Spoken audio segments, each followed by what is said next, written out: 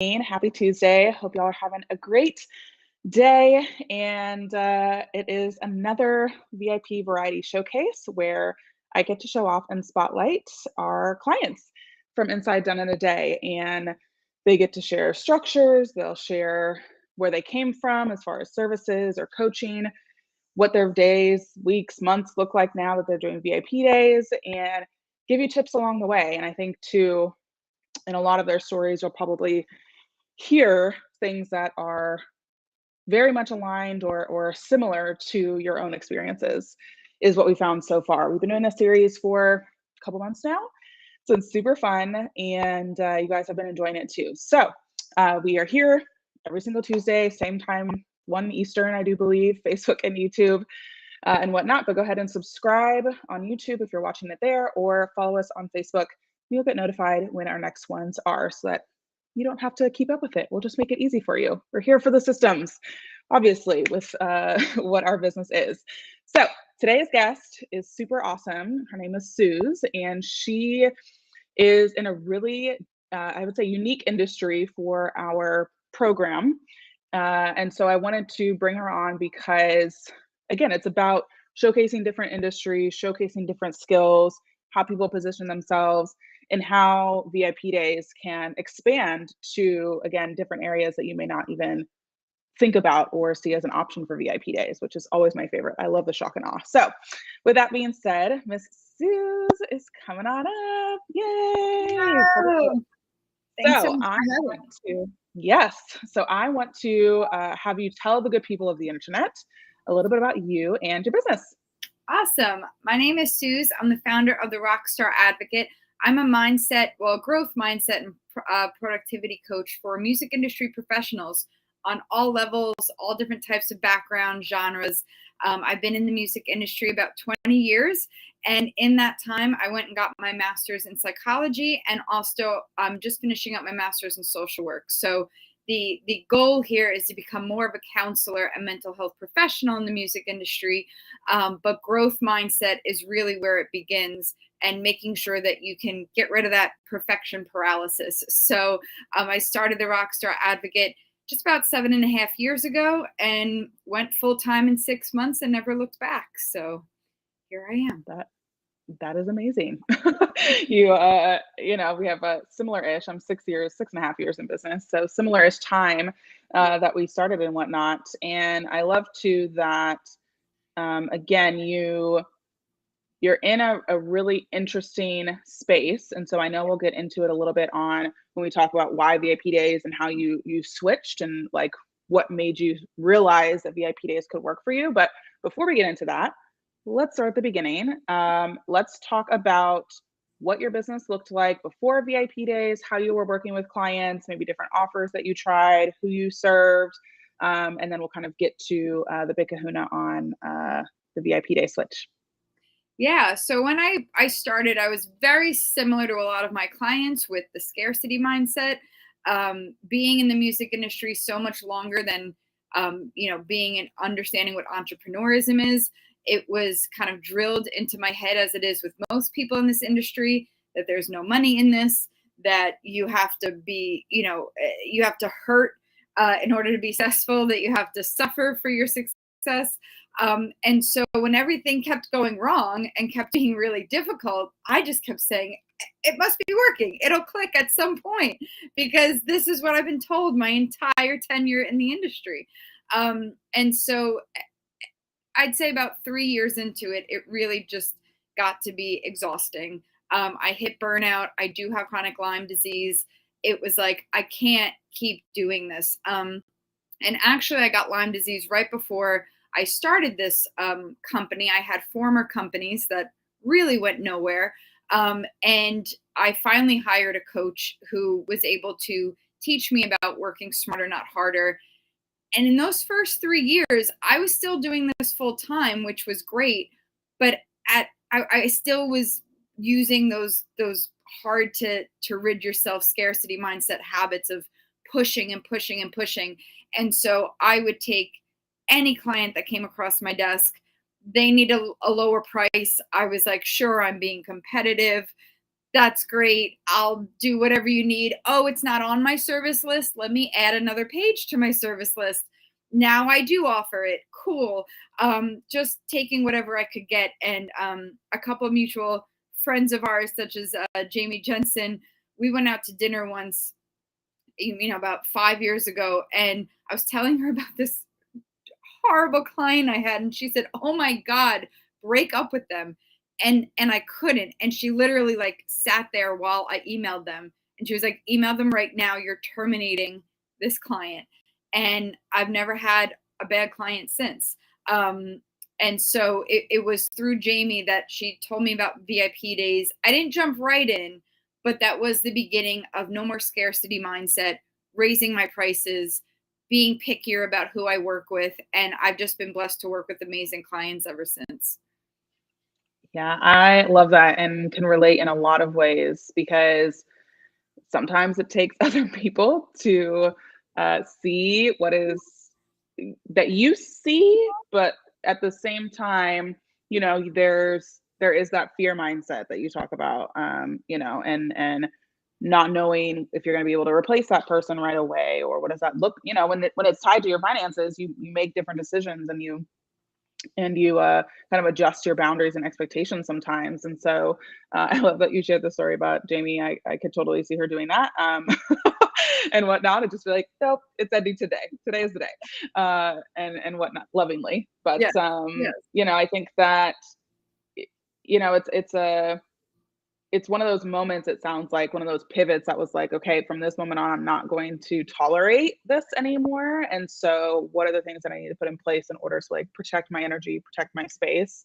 And the fact that you haven't had any more bad clients just shows that like, you have strengthened a muscle that again, a lot of other people are trying to strengthen and trying to see and trying to adjust to. And so just kudos to you for making that known. And so when you first heard about VIP days, what was your initial thought?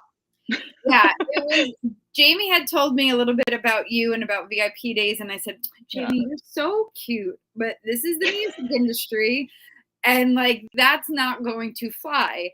And Jamie comes from a film industry background, so she was like, "Stop telling me this doesn't work. Like, stop." Very similar industries, it works. And Yeah. so I offered my first one. Oh, I wanted to throw up. It was so scary. But I came across Cypher Sounds, who is somebody I idolized on the radio for years. And I happened to literally be at the same function he was at. And he thought what I did was really cool. And he said, "Well, what can you offer me?" And I thought, I can't tell him about my low ticket offers. This is so like he's got a whole team. He's at Rock Nation. I can't, and I remember Mhm. what Jamie told me. So I just told him about this VIP day, and I didn't even have it all mapped out. Sorry, Saif, but like I didn't even fully know what I could. But I was like, yeah, we just get together in one day, and I'm just going to make it easier for you to get clear on what your team is working on and how to stay organized, and I'll make it happen. And he was like, great. I let like the one day was golden for him because he's on tour all the time. And so once I did that, and we had a great day together, and it went really well. And so I started offering it to other people and was just trying to get clear on really who that was. He was Mm. the kind of epitome of who I wanted to work with VIP days. So I found other managers who worked for bigger labels. I was able to repeat the process with them because they had a full roster, and they again, time was of the essence. Mhm. But I really was surrounded by a lot of independent artists who were just starting, trying to leave their day job, who I love to work with, but in a much different capacity. So I offered it a few more times, and the last one I offered was to a wonderful artist, but it was the day before lockdown, and Oh everything gosh. we worked on kind of fell apart. So Uh, she enjoyed it, but she couldn't implement a lot of what we did. And so I had a lot of imposter syndrome, and I mm, just got scared away from offering it again. And I also told myself it's the pandemic. How dare I offer such a high ticket? But at the same time, my business tripled because I was getting so much business because of the pandemic. So finally, in the beginning of 21, your beautiful conference came along, and I was like, okay, this is a sign. I got to start offering these again. I sold 3 more after your conference. And then I was also realizing like I needed to, there was still so much I didn't know. And so then I joined your program, and it was like a game changer because now I'm still able to sell them, but not at my own health and expense, where I was still kind of bending myself into a pretzel to make them happen. So the program really allowed me to get clear on the boundaries, systemize this a bit more, and it's been awesome. Yes, I love that. And there's so many interesting stories too. And I think we all had that moment when the pandemic, the day before there was, I feel like everyone had like big plans for some reason that weekend. Like that was like a big weekend for That's everyone. good. That's good. And it was like, that weekend I was gonna be speaking at a copywriting or I did end up speaking. I stayed there because I was like, this isn't real. But it was like this panel where like Jasmine Star was gonna be on it with me, and I was like, I'm gonna be on the same stage as Jasmine Star. I like have to do this. And my mom's like, you need to get on a plane, and I'm like, no. And it's also the day that I put my program out there too, oddly enough. But I like that you were aware enough to like look at and like know that, oh, like how dare I, charge this for my VIP day because of the pandemic. And then at the same time, you're like, but actually, like business is like doing really well and whatnot. So I love that you took the time to like recognize that and see that and then like move with that. And so would love to dive into, and then we'll kind of get into like your actual VIP day, into again, what were some of the things that you were still kind of like bending and bobbing and weaving around when it came to your VIP day that then again you were like, okay, I want to make this a bit tighter, maybe more streamlined. What were some of the things that were going on? Yeah, so I was getting really great testimonials, but and I wasn't really getting exhausted because I get on such a high doing this work. But my clients were starting to get exhausted. I had one of them actually Yeah. end it an hour early, and she's like, "I think we're good." She's like, "This is enough for me, and we're good." She's like, "I actually need to like stop." They were blended, so I was doing Got it. all the work with them, Yep. and then I was still just getting really anxious. My pre-questionnaires weren't getting all the information that I needed from them. And so I was Mhm. still kind of like having this nervousness the day of, being like, well, let's dive into this and let's dive into that. And I really, once I joined your program, I realized I was kind of putting 3 VIP days into one. So the ones who didn't get exhausted, we were going 8, 9 hours. We were kind of going Mm. overboard. One of them, I even gave them like the next day because they traveled out to meet me. We were even doing some of the stuff the next day, like wrapping things up and continuing, which I still loved. But at the same time, I was like, okay, but I'm not meeting my promise of getting this all done in this container, and I didn't Yeah. like that. Yeah. And I was still trying to rewrite everything and develop everything from scratch each time I was doing this, because I was trying to meet the needs of every single person rather than telling them, no, this is the container and I know it can help you. And so these are the parameters. I was allowing them to kind of build their own VIP day. And so that Yep. then made me need to create more materials each and every time. So Mm. it was Makes sense. awesome and exhausting. Yeah. Yeah, I totally get that. Yeah, I feel like I also get that like high afterwards, and it's like a high of like, okay, I'm gonna go lay in my bean bag and just like let it soak into my body, like rest high. I don't know if that's a thing, Yeah. but yeah, I get that. Thanks for sharing. So let's get into your VIP day. What do you do during your VIP day? How do you serve your clients? And then also, who are your clients? What are they struggling with? Paint us a picture. Yeah, so my clients are full-time music industry professionals. So whether they're touring musicians or they're musicians who have a great, YouTube channel that's taken off, or they're managers or booking agents. It really doesn't matter. I know all different areas of the music industry. What matters is that they're already doing this full time. And so they have enough kind of meat to work with. And so they have enough stuff in there for me to really systemize for them and create. Their biggest struggle is that they figured out how to make the money, but they haven't figured out how to make the time for their family, for their children, for their friends. They are just spinning their wheels trying to stay above water while they make this money. So there's really no routine. There's no systems in place. They don't have the checklists or even the, I call it systems. Some people call it, SOPs, so that they can start to delegate it to other people. Usually the people I work with are finding it very difficult to delegate and build their team. And so what my VIP day does is build these SOPs for you, build these checklists, these routines that are custom to how you want things done, so that you can either take the guesswork out of it for yourself, or you can begin to really build and train your team so that they're doing it the way you want it done. And you don't have to feel that you have to watch over their shoulder the whole time. Yeah. Oh, totally.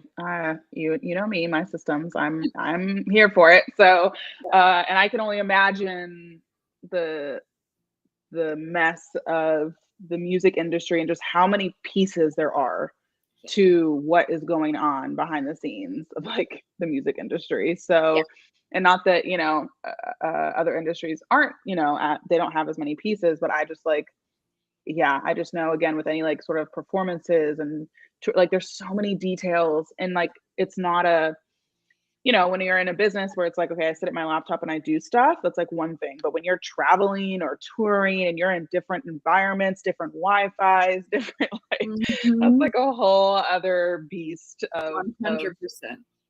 And whatnot. So go ahead and share us your framework if you don't mind. Yeah. And yeah. Yeah. So thanks to your program, it's gone from like 7 phases to 3. Great. I've really been able to streamline my process and get clear on it. So the first phase is to assess. And so it's now a bookend VIP day. So I stay with them in the beginning and we meet and talk and get together. And then I go do my thing. And then we come together again at the end of it. Awesome. And so I assess, based on the pre-work that's now really clear and thorough, we just identify the hurdles that they've told me about in their pre-work. So I just kind of reiterate to them, making sure I'm hearing and getting the right things from their pre-work. I review the day's agenda with them, because while I go off and do something, I really want them still focused on what we're doing. And because a lot of my clients are neurodivergent, a lot of them have ADHD, a lot of them have a lot of trouble staying focused. I've created, based on their pre-work, an agenda for their day where I send them different self-care. Also, self-care is a struggle for them. So I send them a bunch of self-care tools, whether it's a coloring book or bath salts or whatever it is that they like to do. I've kind of built out their agenda for the day, for how they're going to treat themselves and shut down a bit while I go off and do my thing. And so that they're also still tuned in case I need to just box with them and say, hey, quick question. All right, go back to doing your thing. So I walk them through what that agenda looks like.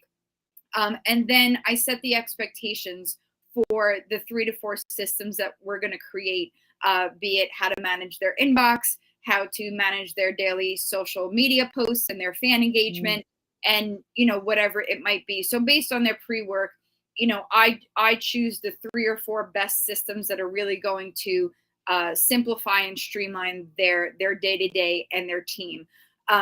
Then the next phase is assemble.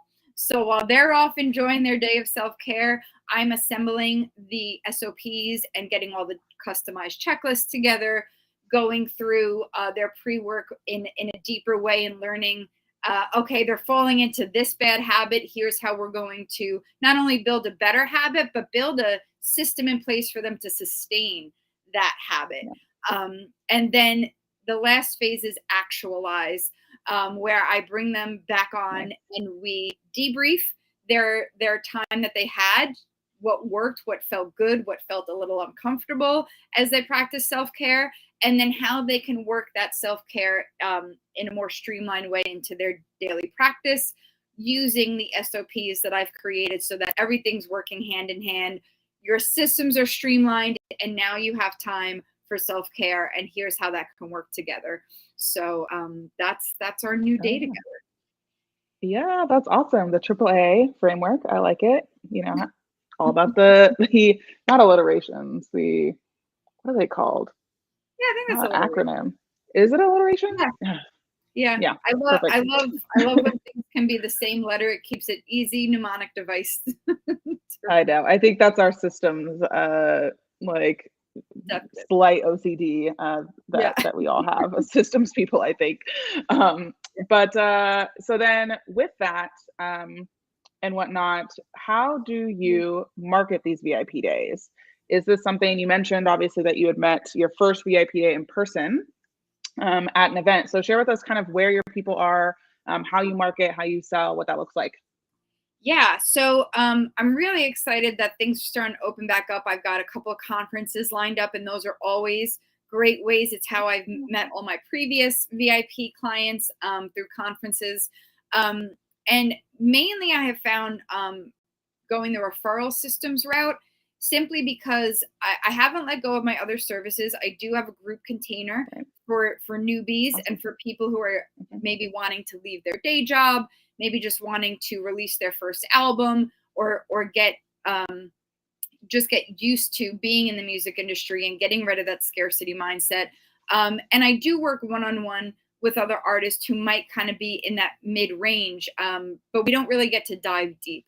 So because my VIP day is for kind of a separate sector, a lot of my colleagues who work with maybe the professional touring musician or work with labels, a lot of them are consultants for bigger labels and stuff like that, they don't cover what I cover and they don't have my background. So while they're working with them on PR or they're working with them on managing their tour, I say to them, hey, you get a referral fee and your client gets services that nobody else is offering.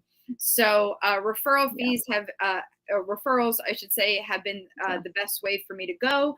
And also conferences because they're investing in their career. They're a bit more in their career and they're specifically going there looking for support. So speaking engagements have also been a great way for me to find the VIP day clients. Yep, I so agree. I think that, I'm also very glad the world is opening back up. These flights need to get it together, these airlines, because that is just like a nightmare for me. But I think that, a lot of people yes, you can totally find VIP day clients in the comfort of your own home going on your computer. And there's something about being in person that just really, it speeds up the process of trust and connection and all of those things. So I super agree with you and love that that's part of your marketing strategy. So with this, go ahead. I was just going to say, your program opened my eyes to referrals and how that could work because I did feel like, I don't want to abandon the audience that I do have that tends to be more new to the industry. I love working with them and I didn't want to feel like I had to build a whole new audience. So, referral programs have really been a lifesaver. Oh yeah, total game changer. Love me some referral partners for sure. So with wrapping up, I would love for you to think back again to Sue's pre-VIP days and the way that you are working with people, because there are folks out here listening who are working similarly as you. What would you give them as a tip, or what would you suggest that they think about or know in order to know if VIP days are the right next step for them, or something that they should even try, right? Because I think people, to feel like you have to leap into this entire new business offer can feel like a lot and can feel scary. So really it's just about trying or experimenting.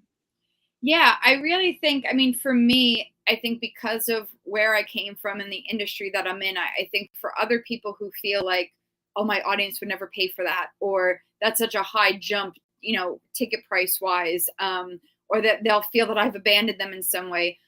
Really, for me, the most helpful thing, and this is just from attending your conference, really got me to think about, is really who's in your network, because you might not have positioned yourself with a higher ticket offer before, and you might not have been used to working with clients who value time over money and who really just need this now. There are people in your industry who need this. So maybe you don't have access to them at this moment, but a lot of people in your network do. So once you start thinking about who you know as colleagues, as business besties, then it will start to click for you that maybe it's not who you're used to working with, but you do have access to them. And I think that was the biggest game changer for me, was really pushing myself to see who's in my network. And then it just kind of went from there. Yeah, I love that advice because I agree. Like every audience, every industry we could go down the line has people who value their time more than money, no matter what. And so it's just a matter of positioning yourself for them, letting them know that you understand that their time is precious and that's why it's done in a day for them. So I love that you share that too, even with colleagues or biz besties, stuff like that. Like the world is small, like, and even each industry is small, like everything, it just keeps tightening, right? So it's a good reminder to not feel discouraged. Again, if your current audience is a little bit different than who you would want to work with in VIP days, but yeah, that definitely should make it an easier, give it a try sort of tip, which is good. So tell the good folks how they can find you on the interweb. So where do you hang out? Social, website, anything? Yeah, I live on Instagram. So Instagram, you can find me at Rockstar Advo. And my podcast that's been around for 4 years. We're now in our 5th season, which is now brand new to YouTube. So now we are a video podcast. It's the Redefine the Hustle podcast. It's also Rockstar Advo on YouTube. So Rockstar Advo is how to find me. Awesome. Yes, we'll have all of the links in the comments if you're watching this. And if you're listening to this on the podcast version, then it'll be in the show notes. So you can go and say hi to Suze and let her know what resonated with you, what you appreciated about her sharing. Again, the behind the scenes of her business, her thoughts, her actions, all that fun stuff. So thank you so much again, Suze, for coming on. I appreciate it. Thank you for having me. Yes. So again, good folks, if you want to come next week, we'll have another spotlight for another student of the Done Day program, another VIP day, and we'll be right back here in a week. So I will see you.